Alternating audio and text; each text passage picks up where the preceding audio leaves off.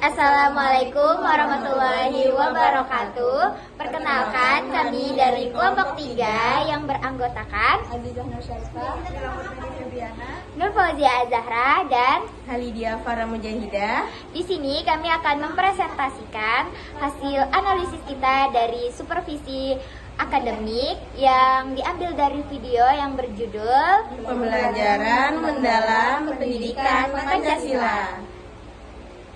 Pendahuluan latar belakang. Pendidikan memiliki peran penting dalam membentuk kualitas sumber daya manusia. Di era digital, metode pembelajaran tradisional saja sering kurang mampu memenuhi kebutuhan peserta didik yang lebih aktif dan beragam. Di sekolah masih ditemukan tantangan dalam pelaksanaan supervisi dan administrasi pendidikan yang mendukung pembelajaran inovatif. Selanjutnya ada urgensi masalah. Jika motivasi guru rendah dan sistem administrasi sekolah kurang mendukung, maka kualitas proses belajar mengajar dan capaian pendidikan menjadi terhambat. Kondisi tersebut membutuhkan intervensi strategis agar pembelajaran menjadi lebih efektif, relevan dengan zaman, dan mampu membangkitkan semangat peserta didik. Karena itu, dibutuhkan strategi pembaharuan supervisi dan administrasi agar pembelajaran lebih relevan, efektif, dan menumbuhkan semangat siswa. Selanjutnya ada tujuan proyek.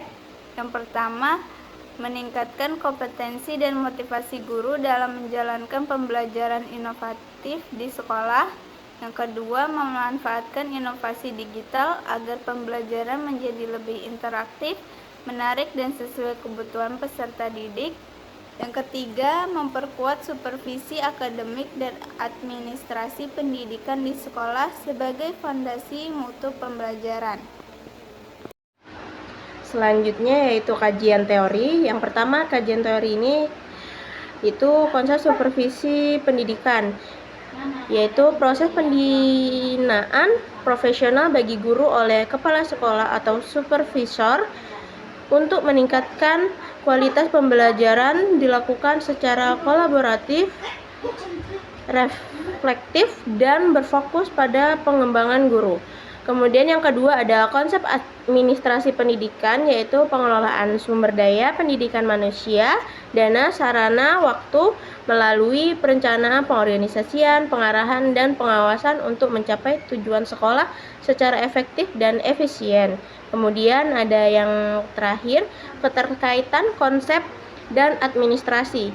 Administrasi menyediakan sistem dan dukungan, sementara supervisi memastikan pelaksanaannya berjalan profesional. Keduanya saling melengkapi untuk meningkatkan mutu pendidikan. Kemudian ada analisis masalah. Supervisi akademik yang dilakukan di dalam video pembelajaran mendalam pendidikan Pancasila masih bersifat formalitas dan kurang mendalam dalam membimbing guru secara profesional. Supervisi akademik yang dilakukan di sekolah masih bersifat formalitas atau sekedar memenuhi kewajiban administrasi, kurang mendalam dalam membimbing guru untuk meningkatkan kualitas mengajar. Masalah ini menyebabkan guru tidak berkembang secara optimal dalam menerapkan pembelajaran inovatif. selanjutnya inovasi digital, yaitu ada platform pembelajaran daring atau blended learning, seperti misalnya LMS, Google Classroom, dan Moodle. Selanjutnya di sini ada alat evaluasi interaktif. Di sini ada Kahoot, Quizzes, Padlet untuk meningkatkan keterlibatan siswa. Selanjutnya di sini ada rancangan solusi, yaitu strategi utamanya yang pertama di sini ada mengubah pola supervisi dari sekedar penilaian menjadi coaching dan mentoring guru. Terus yang kedua di sini ada mengintegrasikan teknologi digital untuk dokumentasi dan pemantauan hasil supervisi. Yang ketiga di sini ada meningkatkan kompetensi kepala sekolah dan supervisor dalam komunikasi dan pembinaan guru. Selanjutnya di sini ada langkah implementasi. Yang pertama di sini ada menyusun jadwal dan instrumen supervisi yang fokus pada proses pembelajaran.